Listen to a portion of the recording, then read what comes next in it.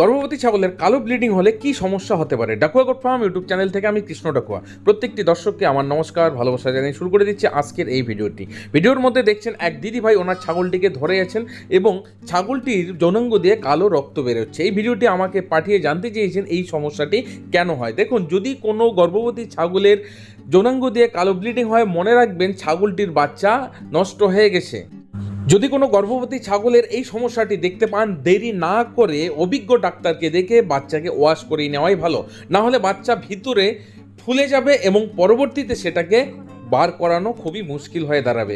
তো বাচ্চা কেন নষ্ট হয়ে যায়, এর জন্য কি কি উপায় আছে, এ নিয়ে আমার চ্যানেলে বিস্তারিত ভিডিও দেওয়া আছে। যারা দেখেননি অবশ্যই গিয়ে দেখে নেবেন।